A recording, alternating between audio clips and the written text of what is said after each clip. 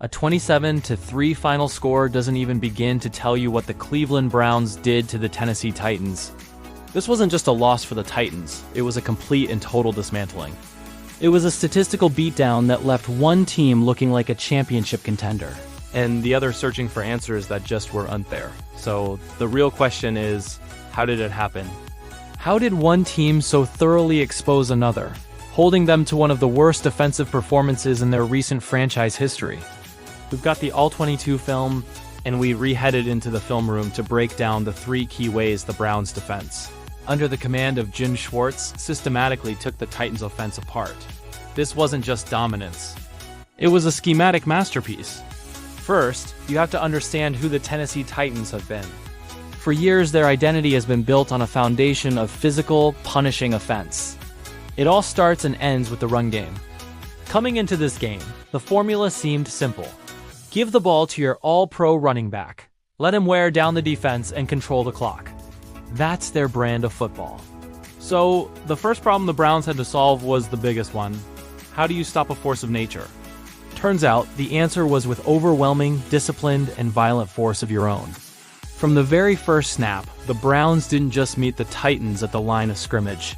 They lived in their backfield. Let's roll the tape. On this early run play, the Titans are trying to establish their bread and butter, an outside zone run. They want to get the defense flowing sideways and create a cutback lane. But just watch the Browns' defensive line. They're not going sideways. Instead of flowing with the play, they just explode vertically. The defensive tackles get immediate penetration, completely resetting the line of scrimmage 2 yards in the backfield. This forces Derrick Henry to stop his feet and try to bounce it outside, but it's already too late. The defensive end has the edge locked down, and the linebackers, who are completely unblocked, swarm to the ball for a loss. This wasn't a one-off. It was the story of the entire day. The Browns' defensive front played with flawless gap integrity. Each guy was responsible for one gap, and nobody was getting moved off their spot. The Titans' offensive line, built to create horizontal movement, had absolutely no answer for a defense that was only interested in moving forward right into their backfield. The final stat line is just staggering. The Titans as a team were held to a measly 26 rushing yards for the entire game. Derrick Henry, the engine of their offense, had just 20 yards on 11 carries. That's 1.8 yards a pop.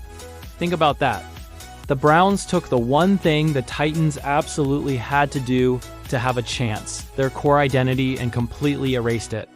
They didn't just contain the run, they annihilated it. This forced Tennessee into a spot they are not built to succeed in, a one-dimensional, pass-happy football team. And that's exactly where the Browns wanted them. So, you've taken away the run, phase 1 is complete. Now your opponent is predictable. They have to throw the ball. This is where a lot of defenses can still get picked apart. But for the 2023 Browns, this is where the fun really begins. This is where the hunt starts. The next problem was turning a compromised offense into a completely broken one. The solution? A relentless surgical pass rush that didn't just pressure the quarterback, it totally overwhelmed him. Let's go back to the film. It's an obvious passing down, 3rd and long. The Browns are showing a simple 4-man rush. No wild blitzes, no confusing looks before the snap. It's just their 4 guys against the Titans' 5 offensive linemen. This is where pure talent takes over. On the left side of the screen, just watch Myles Garrett. At the snap, he explodes off the line with a blend of speed and power that just shouldn't be legal. The right tackle is immediately on his heels. Garrett uses a sick ghost move, dipping his inside shoulder under the tackle's punch until he basically disappears. The tackle is left punching at air, totally off balance. By the time he can recover, Garrett has already bent his body at an impossible angle and is bearing down on the quarterback. There's nowhere to go. It's a sack. It looks easy, but it's the product of world-class athleticism and perfectly honed technique. This was happening all game long. Myles Garrett by himself had 3.5 sacks and a forced fumble. By the end of the day, he looked less like a football player and more like a storm the Titans had no way of preparing for. But the truly scary part? It wasn't just him. The Browns' defensive line operates on a principle of organized chaos. On this next play, they run a stunt. The 2 interior linemen crash their gaps, eating up the attention of the center and guards. Then, the defensive end from the other side loops around behind them into the gap, which is now wide open. It's a simple concept, but when you run it with the speed and power of this front, it's almost impossible to stop. The quarterback steps up to avoid the edge pressure and walks right into the looping defensive end for another sack. The Browns sacked the Titans' QB 5 times in total.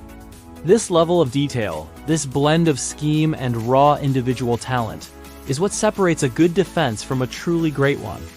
If you're enjoying this kind of deep dive analysis that goes past the box score, make sure you hit that subscribe button so you don't miss what we break down next.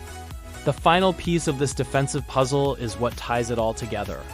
A great pass rush is a quarterback's worst nightmare, but you can neutralize it if receivers get open quick.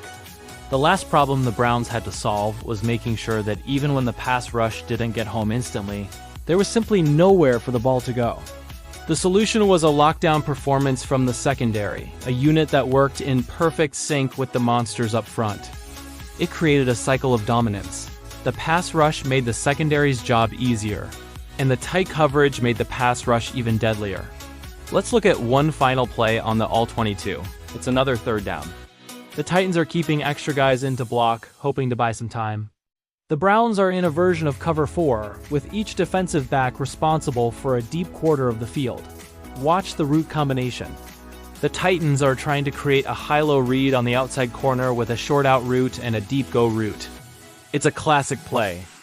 But look at the technique from the Browns' DBs. They're so patient. They don't bite on the short stuff. They stay on top of the receivers, mirroring every move.